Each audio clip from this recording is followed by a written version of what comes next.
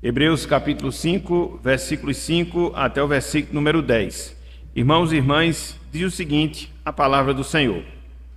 Assim, também Cristo a si mesmo não se glorificou para se tornar sumo sacerdote, mas o glorificou aquele que lhe disse: Tu és meu filho, eu hoje te gerei. Como em outro lugar também diz: Tu és sacerdote para sempre, segundo a ordem de Melquisedeque. Ele, Jesus, nos dias da sua carne, tendo oferecido com forte clamor e lágrimas, orações e súplicas a quem o podia livrar da morte, e tendo sido ouvido por causa da sua piedade. Embora sendo filho, aprendeu a obediência pelas coisas que sofreu, e, tendo sido aperfeiçoado, tornou-se o autor da salvação eterna para todos os que lhe obedecem, tendo sido nomeado por Deus sumo sacerdote, segundo a ordem de Melquisedeque. Até aqui, até o versículo 10, que o Senhor nos abençoe e que Ele aplique a sua santa palavra em nossas mentes e em nossos corações. Amém. Meus irmãos, minhas irmãs, a título de palavra inicial, a gente pode afirmar que a oração, preste atenção nisso, a oração ela é um exercício de ordem espiritual que requer o ser humano por completo, que requer o ser humano de maneira completa. Eu vou repetir, a oração é um exercício espiritual que requer o ser humano por completo. A oração, meus irmãos, minhas irmãs, ela não consiste apenas em palavras, não. Nem tampouco a oração consiste apenas em meras posturas, que muitas vezes nós fazemos ou nos colocamos quando nós estamos na presença de Deus. Às vezes, a maneira como nós falamos, às vezes, a maneira como nós nos comportamos diante de Deus, pode até apresentar certa piedade, mas elas, por si mesmas, elas não nos vão dar a grande intensidade da oração que a gente precisa ter, ou seja, quando nós estamos na presença de Deus. A oração, ela requer muito mais do que isso. A oração, ela requer o nosso ser humano de maneira integral, o nosso ser humano de maneira completa. Na prática, a gente pode dizer que a oração, ela envolve tudo aquilo que nós somos enquanto pessoas. A oração, ela envolve o nosso corpo, a oração, ela envolve a nossa mente, a oração, ela envolve as nossas emoções, ou seja, o ser humano dentro da sua integralidade, vamos assim dizer. Existe um certo autor que muito escreveu acerca da oração, ele se chama Edward H. Bounds, e ele afirmou o seguinte dentro dessa linha de pensamento que nós estamos a desenvolver, mostrando que a oração ela requer todo o nosso ser. Abro aspas para esse autor, ele diz o seguinte: a oração toma o homem em todo o seu ser, em toda a sua mente, em toda a sua alma e em todo o seu corpo. A oração requer o homem por completo e o afeta com resultados da graça. A oração requer o homem por completo e afeta o homem completamente com o resultado da sua graça.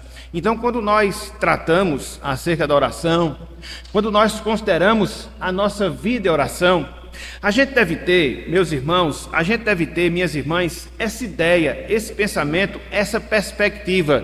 Não são meras palavras, não são meras posturas, mas a oração, ela deve envolver obrigatoriamente o nosso ser como um todo, o nosso ser de maneira completa. Foi aquilo que nós falamos. Deve envolver o nosso corpo, deve envolver a nossa mente, deve envolver os nossos corações. É interessante porque quando nós consideramos essa realidade, por não dizer essa necessidade quanto à oração, com o exemplo de grandes homens de Deus, sobretudo grandes homens de Deus que nós encontramos na Bíblia, homens que se destacaram pela vida de oração, homens que se destacaram pela sua vida de comunhão com o Senhor, a gente consegue perceber claramente, a gente consegue perceber com facilidade que esses homens, eles foram bem-sucedidos na sua vida de oração, que esses homens, eles tiveram experiências profundas com Deus na sua vida de busca pelo Senhor, porque eles fizeram justamente isso. Eles se entregaram completamente à oração, corpo, mente e alma. Corpo, mente e coração. Eu podia citar aqui vários exemplos de homens e mulheres de Deus bíblicos nesse sentido, mas eu queria destacar pelo menos um exemplo, a título de palavra introdutória, para que a gente possa atentar e já pensar acerca dessa grande necessidade que nós temos, dessa entrega total que nós devemos fazer de todo o nosso ser, a oração, a busca pelo Senhor. Ou seja, eu queria que nós víssemos de maneira bem rápida nessa parte introdutória o exemplo que nós observamos na vida de Daniel. Daniel, meus irmãos, Daniel, minhas irmãs, ele era um homem de fato de oração. E é interessante porque Daniel, em virtude da ocupação que ele tinha, em virtude da função que ele desempenhava, ele era um homem extremamente ocupado, porque ele exercia uma função de proeminência dentro da Babilônia. Não obstante ser um homem atarefado, não obstante ser um homem compromissado, não obstante ser um homem que tinha o seu tempo comprometido, a gente observa que ele era uma pessoa envolvida com a oração. Ele era uma pessoa compromissada com a oração. E ele envolvia todo o seu ser, toda a sua pessoa dentro deste objetivo. Nós teríamos várias passagens para poder comprovar esse fato em relação à vida de Daniel. Mas, em amor ao tempo, eu queria considerar pelo menos duas nessa parte inicial. Abram aí, por favor, meus irmãos. Livro de Daniel, capítulo 6. Livro de Daniel, capítulo 6, versículo 10. E depois a gente vai pular para o capítulo 9, versículo 3. Hoje, muitas vezes a gente justifica, quer se desculpar, porque a gente não se envolve integralmente na oração, porque vivemos vidas corridas, e de fato, nós vivemos vidas corridas. Vivemos dias compromissados, as nossas muitas tarefas, as nossas muitas responsabilidades. Mas olha aqui o exemplo. Olha aqui o caso de alguém que também tinha compromisso como nós temos, que também tinha compromisso como nós temos, que ele estava ocupando ali uma função no alto escalão do governo da Babilônia, guardadas as devidas proporções como fosse o governo federal hoje. Mas mesmo assim, repito, Daniel era alguém que se integrava completamente à oração, se entregava completamente à oração. Olha só, diante de uma situação adversa, na qual ele estava correndo risco de morte, pelo fato de ser fiel a Deus e não se dobrar às exigências humanas, olha só o que a gente vê acerca de Daniel, versículo 10. Olha só, Daniel 6,10. Daniel, pois, quando soube que a escritura estava assinada, que o proibia de orar a Deus, somente orar ao rei, conforme a gente vê nos versículos anteriores, entrou em sua casa e em cima, no seu quarto, onde havia janelas abertas do lado de Jerusalém, veja, 3 vezes por dia, como era costume de um judeu praticante orar, 3 vezes ao dia, de manhã, à tarde e à noite, se punha de joelhos e orava e dava graças diante do seu Deus, como costumava fazer. Daniel, ele não estava em Israel, ele estava dentro de um contexto pagão, onde tudo conspirava para que ele não tivesse uma vida de oração. A sociedade na qual ele estava inserida era uma sociedade pagã. Os valores, eles não expressavam a verdade de Deus. Ele era uma pessoa ocupada dentro das suas responsabilidades seculares, mas não obstante todas essas adversidades, ele era alguém de propósito em relação à sua vida de oração, e com o seu corpo, com a sua mente, com o seu coração, ele se entregava completamente a Deus. Que grande exemplo, que magnífico exemplo nós temos diante de nós. Então você vê isso aqui em Daniel 6,10. Se você avança um pouco, Daniel 9, versículo 3, você vai observar a mesma coisa, Daniel em oração. Na verdade, eu lanço até um desafio aqui para que você possa ler o livro de Daniel e você observar como ele orava. Não foi à toa que ele foi o homem das revelações de Deus no Antigo Testamento, onde Deus desvendou mistérios concernentes às últimas coisas, como nenhum profeta teve no Antigo Testamento. Muito disso, muito provavelmente, tenha sido por causa da sua vida de oração. Olha só, Daniel, capítulo 9, versículo 3, diz o seguinte, próprio Daniel narrando: voltei o rosto ao Senhor Deus, veja, para o buscar com oração e súplicas, com jejum, pano de saco e cinza. Então Daniel, ele era envolvido em uma vida de contrição, em uma vida de consagração, em uma vida de busca e busca de Deus.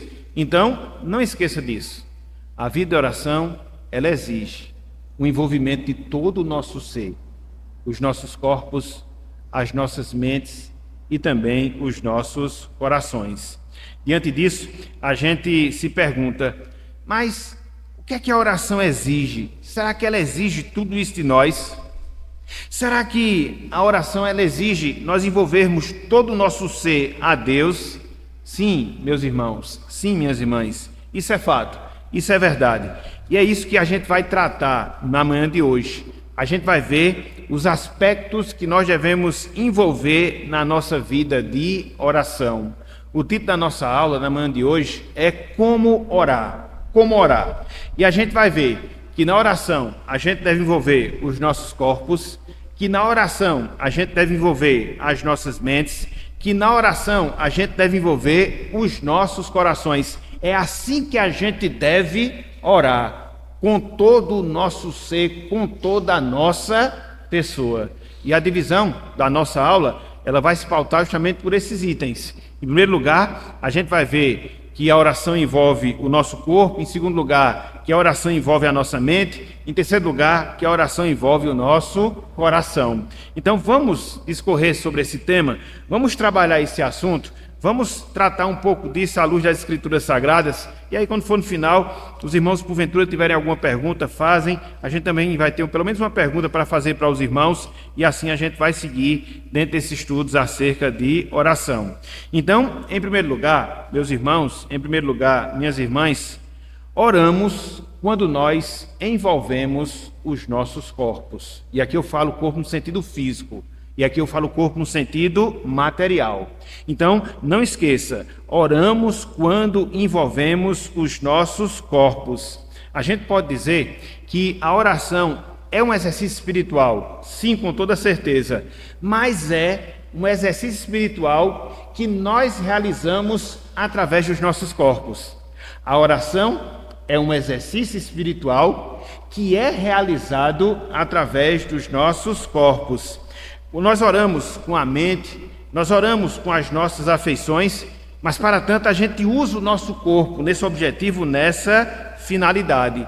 Então, a nossa oração, ela deve obrigatoriamente envolver o nosso ser no sentido material, o nosso ser no sentido físico, ou seja, ela deve envolver o nosso corpo. Existe um livro, eu acho até que já citei aqui, que é um livro de C.S. Lewis, Carta do Diabo ao seu aprendiz. E nesse livro a gente vê uma história inventada por C.S. Lewis, onde um diabo maior está instruindo um diabo menor em como desviar o povo de Deus em relação aos seus caminhos. Basicamente, a síntese do livro é essa. Então, em parte desse livro, existe algo interessante quanto à questão da oração.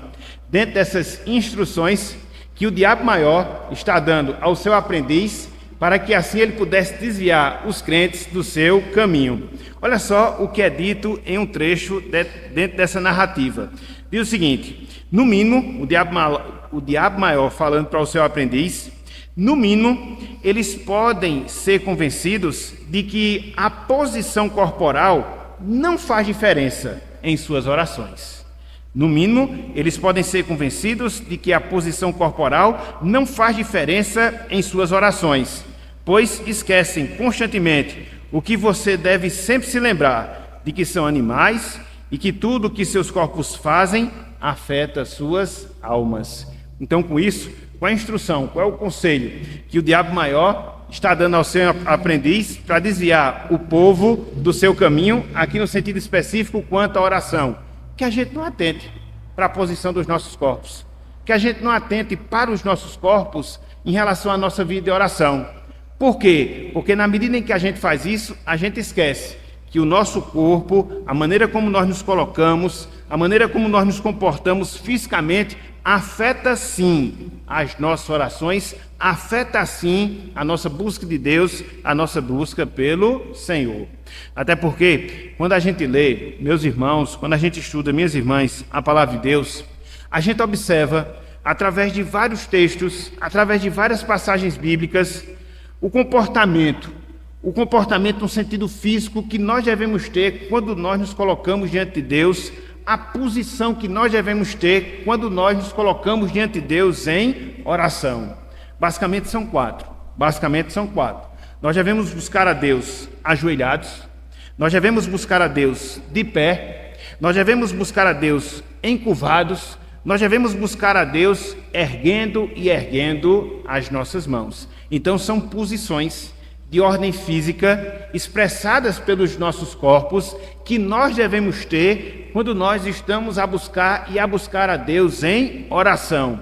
Por exemplo, nós devemos buscar a Deus ajoelhados, sim, de joelhos. E a gente vê vários exemplos bíblicos nesse sentido. O próprio Daniel, lá no capítulo 6, versículo 10, conforme a gente leu agora há pouco, ele tinha esse comportamento, ele adotava essa postura. 3 vezes ao dia, ele se ajoelhava e, virado para Jerusalém, ele buscava a Deus. Então, orar de joelhos é uma posição, é uma prática que nós vemos recomendada nas Escrituras Sagradas. Além do exemplo de Daniel, vamos considerar um outro exemplo que nós encontramos na Palavra de Deus, no Antigo Testamento. Abram, por favor, aí, livro de Esdras. Abram, por favor, aí, livro de Esdras. Esdras, capítulo 9. Esdras, capítulo 9. E a gente vai ler 2 versos apenas. Versículos 5 e 6. Esdras 9.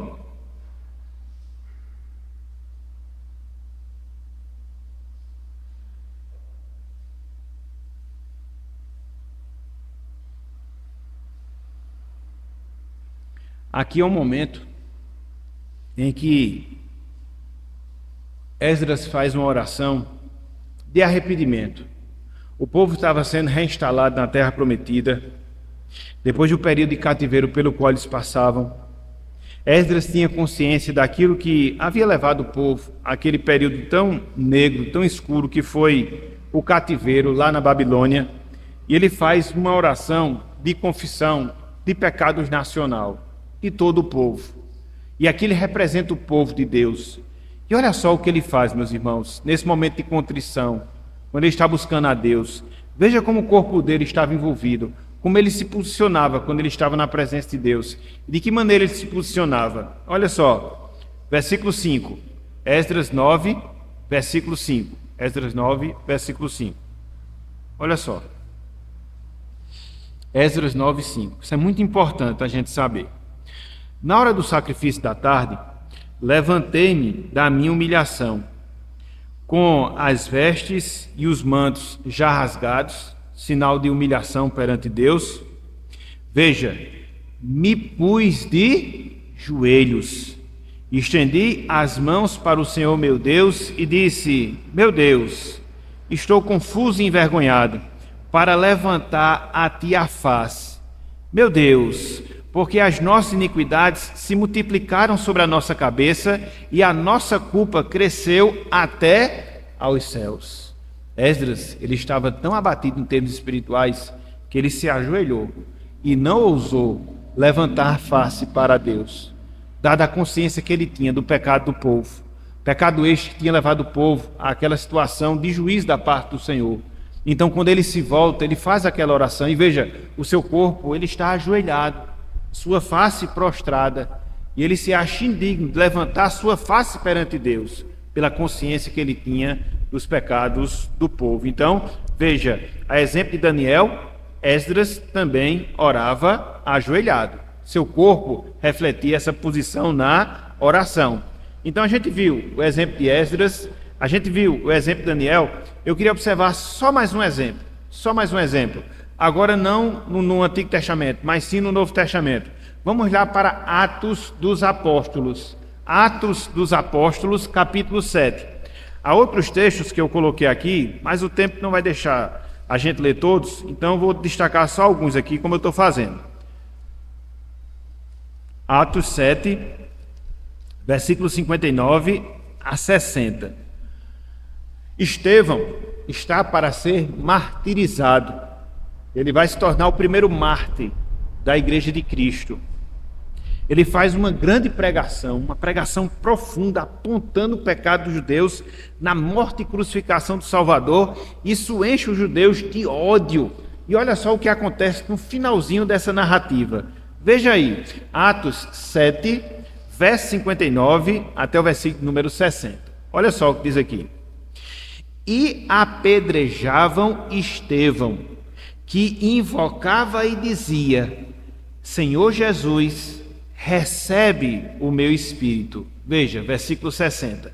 Então, ajoelhando-se, clamou em alta voz: Senhor, não lhes imputes este pecado.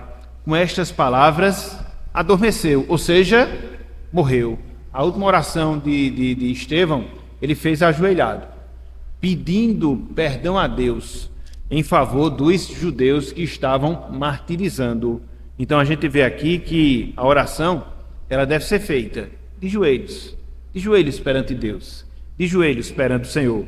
Mas somente de joelhos? Não. Quando a gente olha para a palavra de Deus, a gente encontra uma outra posição que deve ser considerada quando nós fazemos as nossas orações.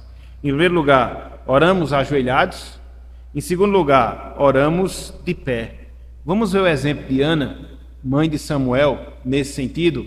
Abram, por favor, aí, primeiro livro de Samuel, capítulo 1, versículos 9 e 10. 1 Samuel, capítulo 1, versículos 9 e 10.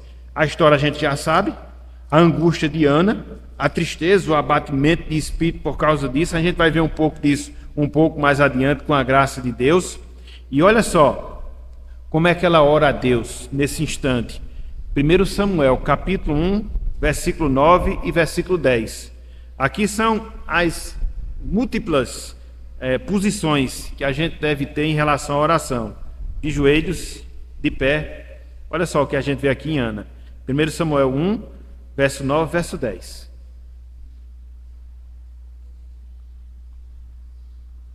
Olha só. Após terem comido e bebido em Siló, estando Eli, o sacerdote, assentado numa cadeira, junto a um pilar do templo do Senhor, veja, versículo 10. Levantou-se Ana e com amargura de alma fez o quê? Orou ao Senhor e chorou abundantemente. Então, diferentemente do que a gente vê em Esdras, em Daniel, Ana não se ajoelha, Ana fica de pé. E de pé ela faz aquela bela oração, pedindo a Deus que lhe desse um filho, como de fato Deus a deu. E ela cumpriu aquilo que havia prometido ao Senhor. Então, orações que são feitas de pé. Conforme a gente observa aqui no exemplo de Ana, a gente observa naquilo que Cristo fala, da oração do publicano e do religioso, lá em Lucas capítulo 18, ambos estão de pé. O grande problema é o sentimento que eles tinham, né? Um orava de si para si mesmo, no caso lá, o religioso, e o publicano orava sem nem ousar levantar a face para Deus. Mas eles estavam fazendo essas orações como? De pé. Então você vê orações que são feitas de joelho, você vê orações que são feitas de pé. Em terceiro lugar, orações que são feitas quando nós nos curvamos diante de Deus, quando nós nos dobramos diante do Senhor. É interessante que todas essas posições da oração, ela expressa solenidade, ela expressa humilhação. É por isso que a nossa posição na oração, ela deve refletir obrigatoriamente aquilo que a gente está dentro do nosso coração, aquilo que a gente tem dentro do nosso coração. Então, quando você se curva perante Deus, quando você se ajoelha perante o Senhor, você está demonstrando o quê? Humilhação diante do ser que é todo poderoso. Quando você faz isso de pé, você está mostrando reverência. Então, essas posições, elas acabam mostrando justamente isso, aquilo que está dentro do nosso coração. Agora, a gente tem que ter cuidado, tem que ser a posição junto com o sentimento e com a razão. A gente vai ver ao longo do nosso estudo. Abra aí, por favor, livro de Êxodo, capítulo 34, Êxodo capítulo 34, versículo 8 e 9. A gente vai ver aqui o exemplo de Moisés orando. E ele ora como? Curvado perante ao Senhor, humilhado perante Deus. Olha só, como a gente tem que ter esse cuidado, meus irmãos, quando a gente ora. A oração não é brincadeira não, ela envolve muito da gente. Às vezes a gente banaliza, talvez por falta de conhecimento, talvez porque talvez a gente relaxe. E é por isso que essas coisas elas têm que estarem sempre sendo repetidas, para que a gente possa ter uma consciência mais clara quanto tudo aquilo que envolve a oração. Olha só, Êxodo 34, versículos 8 e 9. Versículos 8 e 9. Diz o seguinte: e imediatamente, veja, curvando-se Moisés para a terra, o adorou, no caso adorou a Deus, e disse: Senhor, se agora achei graça aos teus olhos, segue em nosso meio conosco, porque este povo é de dura cerviz, perdoa a nossa iniquidade e o nosso pecado, e toma-nos por tua herança. Moisés estava intercedendo em favor do povo de Israel. E ele faz isso como? Encurvado, dobrado diante do Senhor, humilhado perante Deus. Então, oramos quando nós nos ajoelhamos, oramos quando nós estamos de pé, oramos curvados. Em quarto e último lugar, oramos quando nós erguemos as nossas mãos. Talvez isso cause um pouco de impacto, porque dentro da nossa característica enquanto conservadores, a gente não tem muito esse hábito, né? Mas a gente não pode negar que existe essa postura que a gente pode ter também em relação às nossas orações. Infelizmente, a gente fica muito receoso, ressabiado, porque a gente tem pessoas que acabam usando disso como emocionalismo e acabam pervertendo essa questão da oração. Mas a gente não pode negar que existe uma recomendação bíblica para que nós também oremos dessa forma. Olha só o que Paulo fala a Timóteo lá na sua primeira carta de Paulo a Timóteo, capítulo 2, versículo 8. Tem gente até que tenta explicar esse texto, mostrando que isso aqui é uma linguagem figurada que Paulo está usando. Pode até ser. Eu particularmente não comungo dessa ideia. Eu vejo que é uma instrução claramente que ele está dando. Aqui, como fosse uma linguagem figurada, da gente estar isento de qualquer culpa, e por isso a gente levanta as mãos.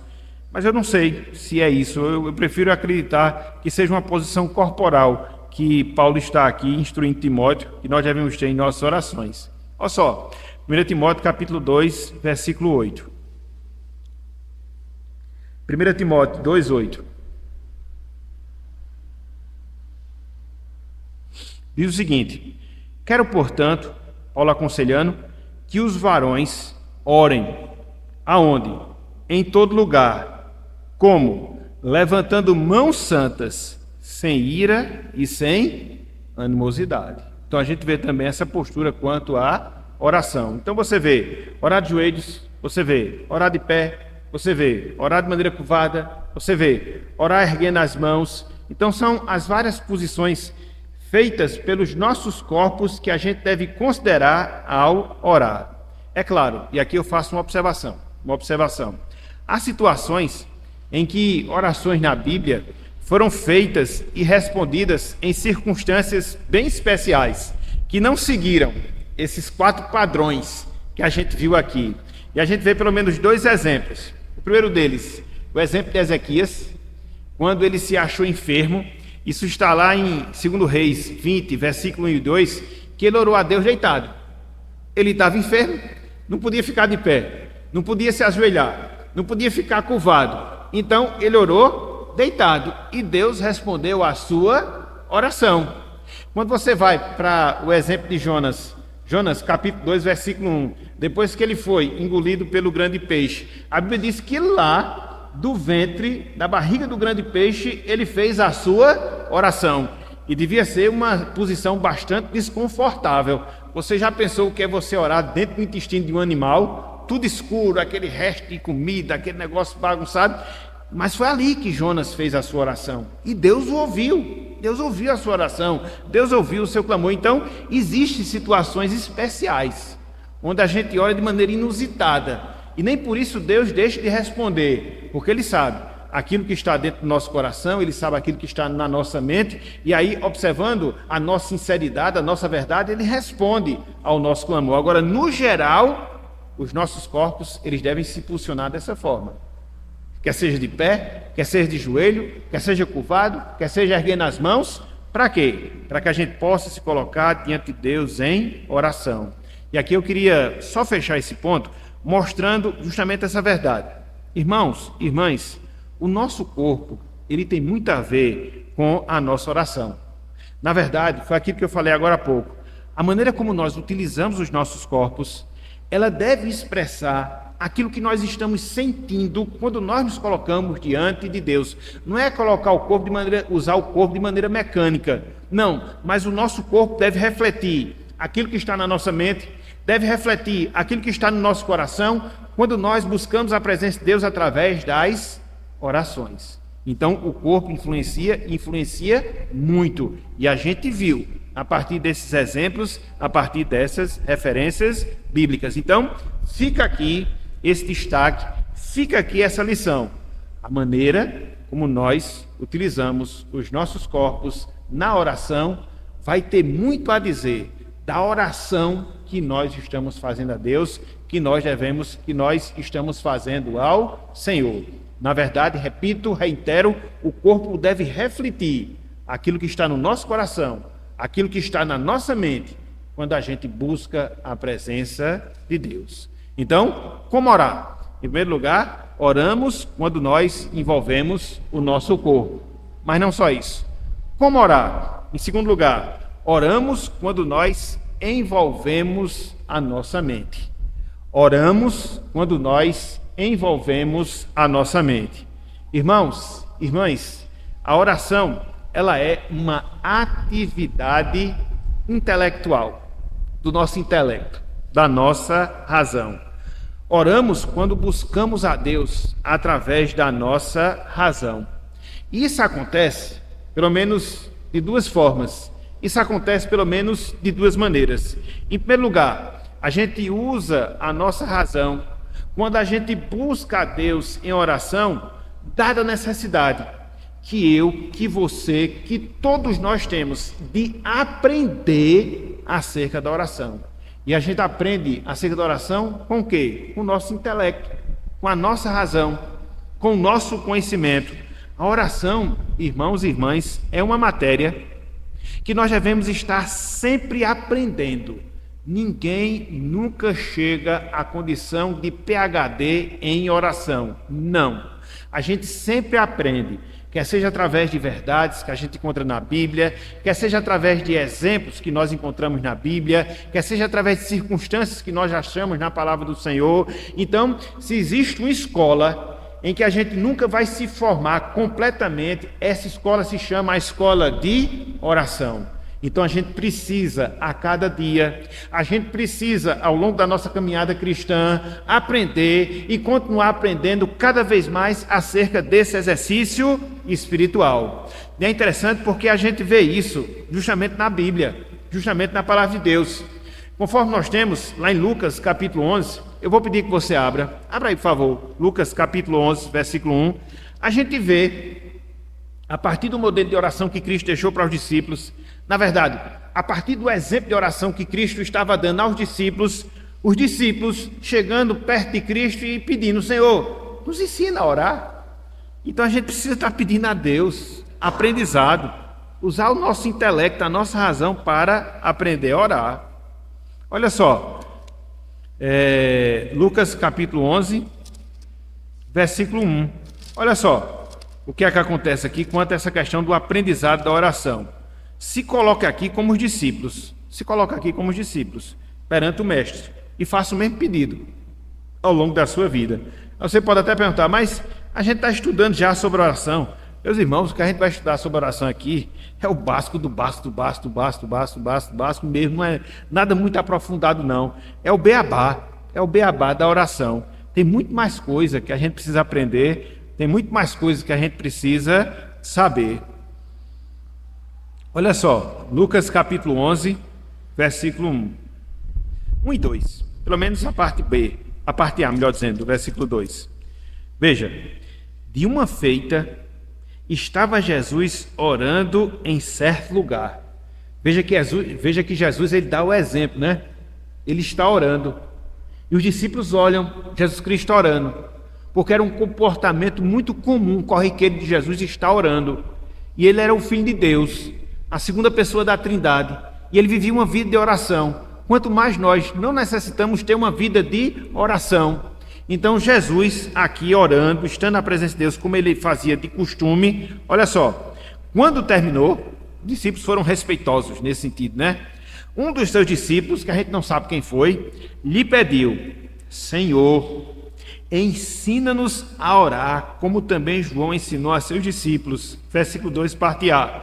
Então ele os ensinou: quando orardes, dizei. Aí ele dá o modelo de oração. Então a gente precisa aprender sobre oração. Precisamos saber para quem oramos. Precisamos entender qual é a base das nossas orações. Precisamos saber o que é que nós oramos, para que nós oramos. Meus irmãos, tem tantas coisas, há muito que a gente pode aprender em relação a essa matéria. Tem muito, melhor dizendo, a aprender dentro dessa matéria. E a gente aprende com o quê? Com a nossa mente.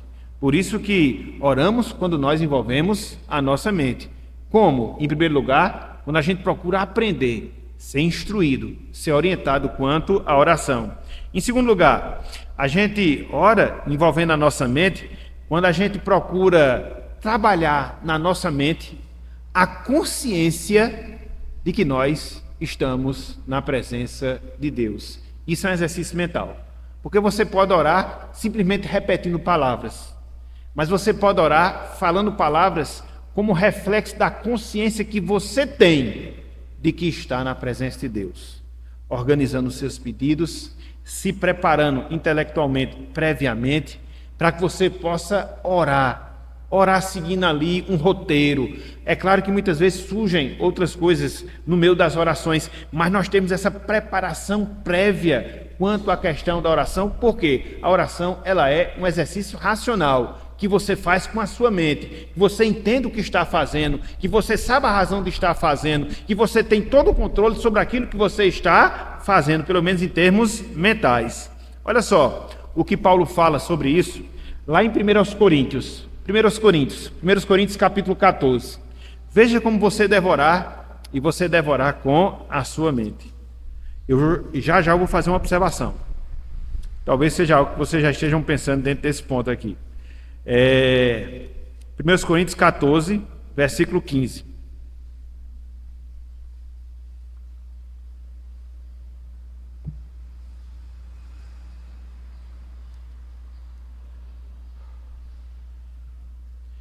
Primeiros Coríntios, capítulo 14, versículo 15. Olha só o que diz aqui a palavra. Que farei, pois? Orarei com espírito. Mas completa Paulo. Mas também orarei com a mente.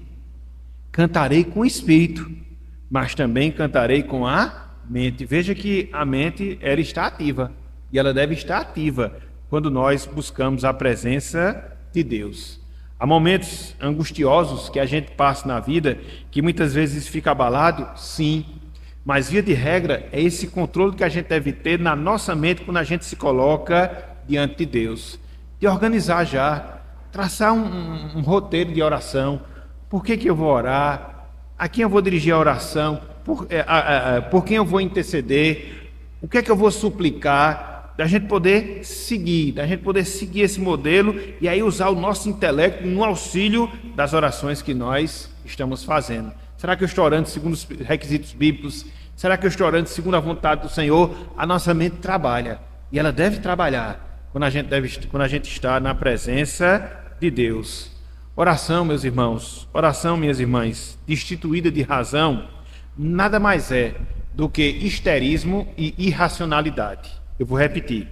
Oração destituída de razão, nada mais é do que histerismo e irracionalidade. Infelizmente, é muito disso que a gente encontra em alguns ciclos cristãos. Por isso a gente precisa usar de maneira frutífera a nossa mente quando nós buscamos a Deus. Não é isso que muitas vezes a gente escuta, né? As pessoas entrando em êxtase quando está em oração, não sabem aquilo que ora, não sabem aquilo que fazem, não sabem por que está orando, não estava lá. Não pode ser assim não. A racionalidade, ela deve acompanhar a busca que nós fazemos a Deus. É o envolvimento do nosso corpo, é o envolvimento da nossa mente. Então veja, oramos quando nós envolvemos a nossa mente. Mas não só isso. Em terceiro e último lugar, nós oramos quando nós envolvemos o nosso coração. Nós oramos quando nós envolvemos o nosso coração. A gente pode dizer que a oração é uma atitude que se faz com devoção. A oração é uma atitude que se faz com devoção. Orações sem sentimentos são palavras ao vento. Orações sem sentimento são palavras ao vento. Uma vez que a oração é um diálogo, uma conversa que você desenvolve com Deus, este diálogo, esta conversa deve ser conduzido pelos vários sentimentos que nós temos dentro do nosso relacionamento com Deus. E são vários mesmos, porque muitas vezes, dentro da nossa relação com Deus, dentro da nossa comunhão com o Senhor, nós estamos alegres, em outros momentos nós estamos abatidos, em outros instantes nós estamos entristecidos, em outras circunstâncias nós estamos angustiados. Então, essa miscelânea de sentimentos, elas fazem parte do nosso relacionamento com Deus e que, de certa forma, elas acabam estando presentes nas nossas orações. Vamos ver, a partir da palavra de Deus, vamos ver, a partir das Escrituras Sagradas, como é que isso acontece? Por exemplo, eu queria voltar mais uma vez ao exemplo de Ana e observar pelo menos dois sentimentos distintos que estiveram envolvidos quando ela buscou a presença de Deus em oração. No primeiro lugar, ou no primeiro momento, conforme a gente acabou de ver, Ana, ela busca a presença de Deus quando ela está em uma profunda tristeza, em uma profunda amargura. Vamos lá, voltem aí, por favor. 1 Samuel, capítulo 1, versículo 10. Só para a gente ver essa distinção. Oração é sentimento também. Aí você pode se perguntar, mas são muitas coisas, pastor, que estão envolvidas na oração. Foi por isso que eu disse, a oração é um exercício que envolve todo o nosso ser. E a gente precisa desenvolver muito essa questão da oração, muito mesmo, entendeu? E são por causa desses detalhes que a gente observa essa necessidade. 1 Samuel, capítulo 1, versículo 10. Veja o que diz aqui. O sentimento de Ana esteve presente quando Ana buscou a presença de Deus em oração. Versículo 10, 1 Samuel 1,10. Diz o seguinte: levantou-se Ana, veja, e com amargura de alma orou ao Senhor e chorou abundantemente. Não é fácil, né? Ela tinha uma concorrente que zombava dela pelo fato dela ser estéril. Ela era estéril e, dentro do contexto oriental do Antigo Testamento, uma mulher estéril, ela era considerada como uma pessoa amaldiçoada porque não conseguia dar continuidade à sua família. Então, todo esse peso emocional estava sobrecarregando Ana e fez com que Ana, dentro desse peso emocional, buscasse a presença de Deus. E é isso que acontece, meus irmãos, muitas vezes conosco. Às vezes a gente está angustiado, às vezes a gente está triste, às vezes a gente está abatido, e é isso que nos conduz à oração, e a gente ora permeando a nossa oração com esse sentimento, porque a oração também é sentimento, e a gente não pode fugir disso. Então veja, nesse instante aqui, Ana está triste, está amargurada, está abatida. Pois bem, ela faz a oração, Deus a atende, ela concebe Samuel, chega um momento de devolver Samuel. Ela devolve Samuel ao Senhor como ela havia prometido, e ela faz um cântico em forma de oração, onde a gente vê o oposto do sentimento dela. Olha só. 1 Samuel 2:1. Olha só. Na verdade é toda a oração, né? Mas é comprida, eu não vou ler todo porque não vai dar tempo. Mas é só para mostrar aqui essa questão de como mudou.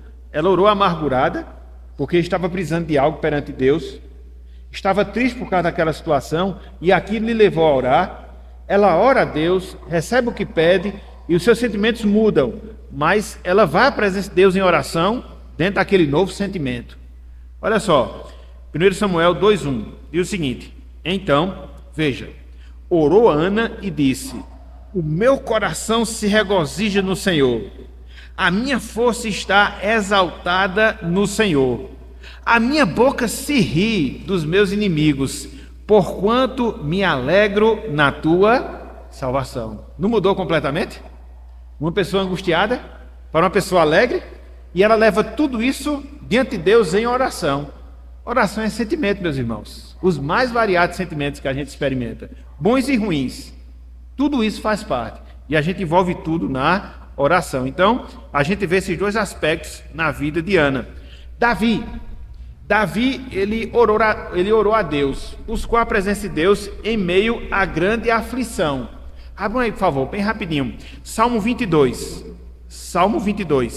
Esse é um dos salmos chamados salmos messiânicos, porque eles apontam para o Messias, muito embora seja Davi que esteja escrevendo e Davi que esteja passando, mas ele prefigura aqui Cristo. E olha só como ele ora a Deus. Aflito. Na verdade, se você fizer uma rápida análise, a gente tende a buscar mais a Deus quando a gente está em aflição, né? A gente tende a buscar a Deus quando a gente está mais em aflição. Isso.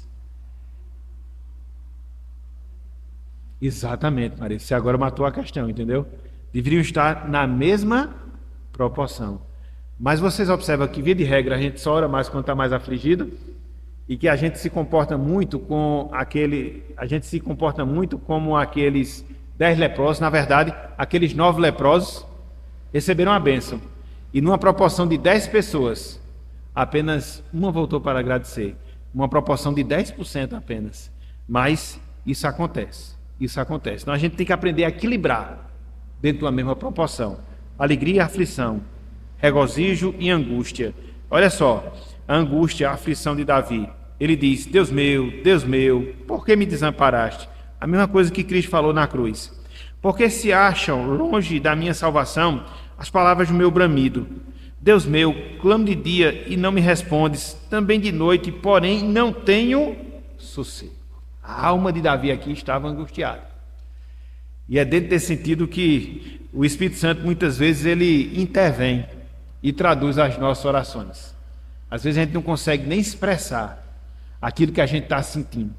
E a gente se coloca diante de Deus ali, derribado, angustiado, aflito, sem nem saber elaborar uma palavra. Aí, essa questão da racionalidade muitas vezes é prejudicada por causa da situação. Mas mesmo nesse sentido, o Espírito Santo nos assiste. E ele nos conduz a Deus em oração. Então a gente não fica desassistido de Deus quando o assunto é oração. Por mais que seja a sua angústia grande, intensa, a sua aflição grande, intensa, que às vezes você não tem nem palavras para falar para Deus. Você só sente. Deus ele traduz aquele sentimento e leva para Deus através do Espírito Santo. Louvado seja Deus. Até isso ele faz por nós.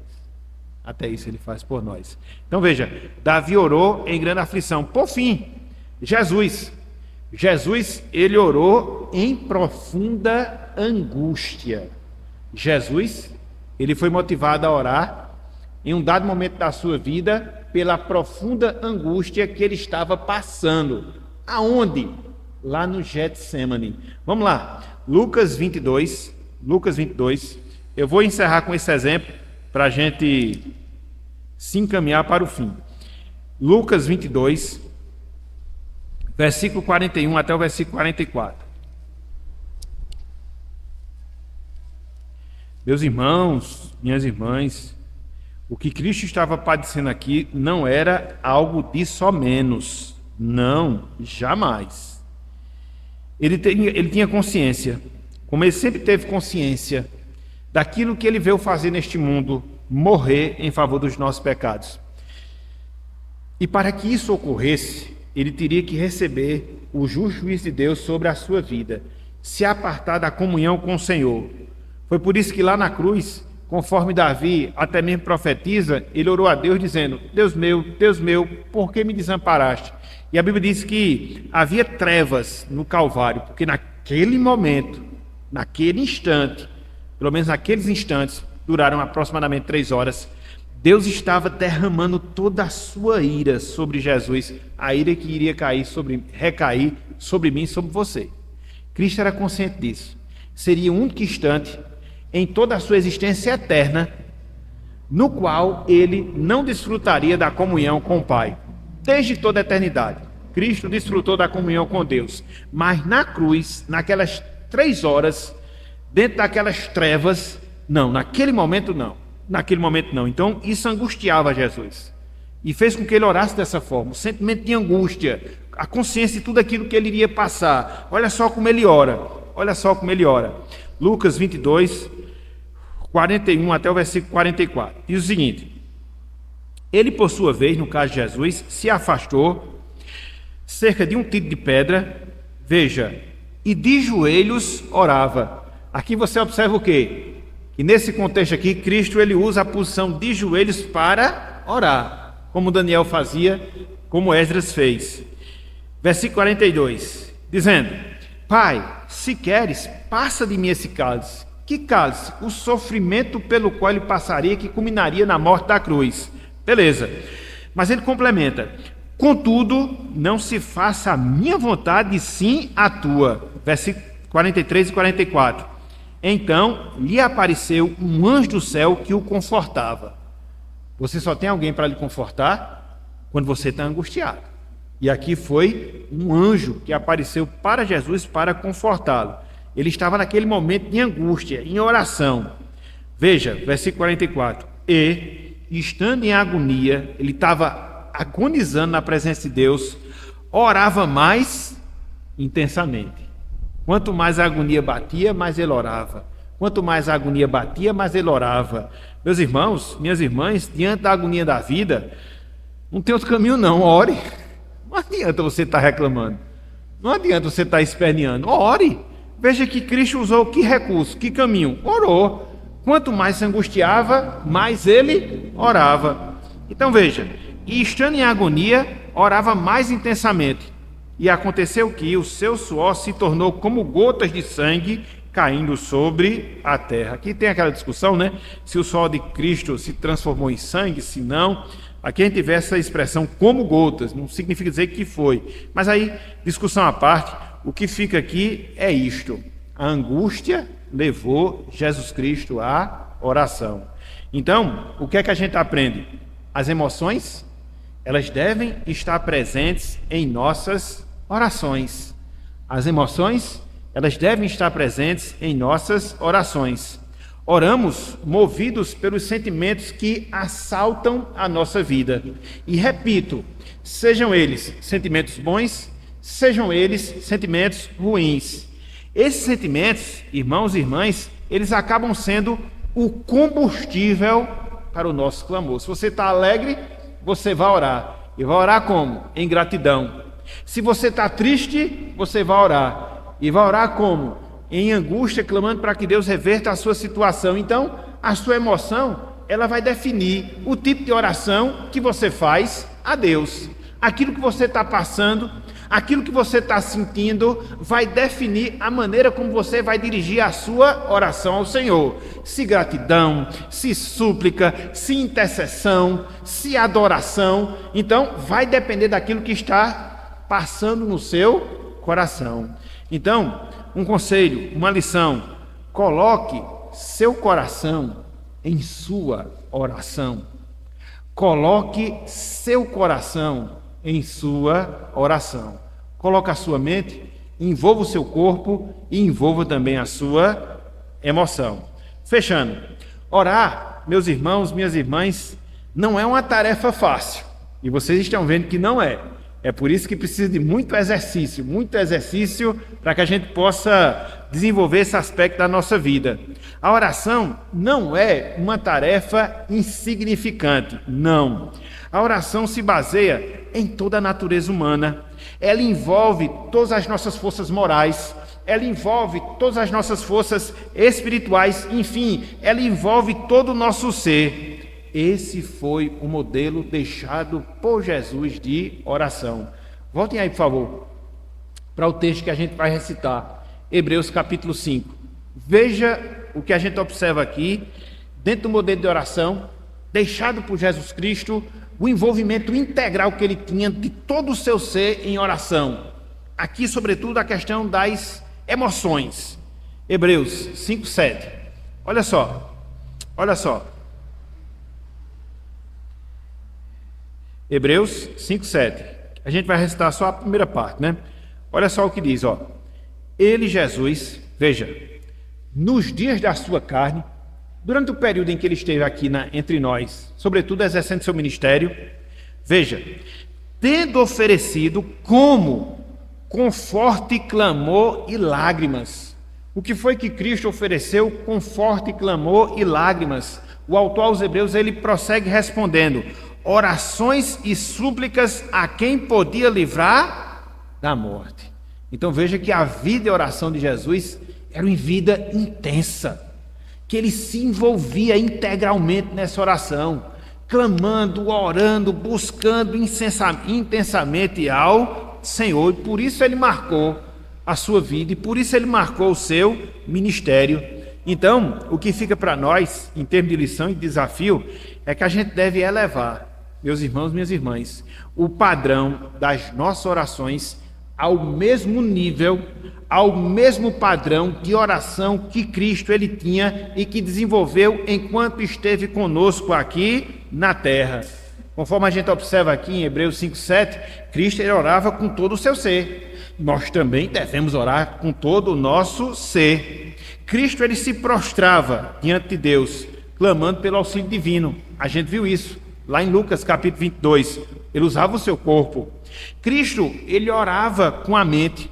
Tanto é que ele pedia para que Deus pudesse cumprir a sua vontade na vida dele, de Jesus, mesmo que essa vontade o levasse à morte. A gente observa também lá no Getsemane. Cristo, ele orava com devoção. Tanto é que também no Getsemane, ele se angustiou na presença de Deus. Então veja que no Getsemane, a gente observa todo o ser de Cristo envolvido em oração. Ele orava de joelhos, ele pedia para que o Pai fizesse a vontade dele na sua vida, porque ele sabia qual era essa vontade, ele tinha esse propósito, ele sabia porque estava orando daquela forma, mas não só isso, ele se angustiava, as suas emoções estavam envolvidas na oração. Então Cristo, ele tinha na sua vida de oração algo que envolvia todo o seu ser, o seu corpo, a sua mente, as suas emoções ou o seu coração. Então, meus irmãos, minhas irmãs, sejamos intensos, assim como Jesus Cristo foi. Sejamos intensos na vida e oração, assim como Jesus Cristo foi. É claro que isso não é algo que a gente aprende do dia para a noite, não, muito pelo contrário. Isso é um exercício contínuo que nós desenvolvemos ao longo da nossa vida. Mas a gente tem que começar. A gente tem que dar os primeiros passos. A gente tem que começar a vivenciar essas coisas e deixar que essas coisas elas possam cada vez mais nos marcar, elas possam cada vez mais nos envolver, para que assim a gente possa, de fato, orar de maneira frutífera, experimentar a presença de Deus, receber dele a sua graça, experimentar dele a sua comunhão, para que assim a gente possa se fortalecer espiritualmente, porque a oração é um dos meios através dos quais fortalecimento espiritual vem de Deus, para que a gente siga na nossa jornada cristã. Então, fica esse apelo final. Sejamos intensos, envolvendo todo o nosso ser em nossas orações, envolvendo os nossos corpos, envolvendo as nossas mentes, envolvendo os nossos corações, assim como Cristo se envolveu integralmente na oração. Então, que Deus ele nos abençoe, que Ele aplique a sua palavra no nosso coração e que Ele nos impulsione cada vez mais para que nós oremos conforme o modelo de Jesus. Que Ele nos abençoe e aplique a sua palavra em nossos corações. Amém.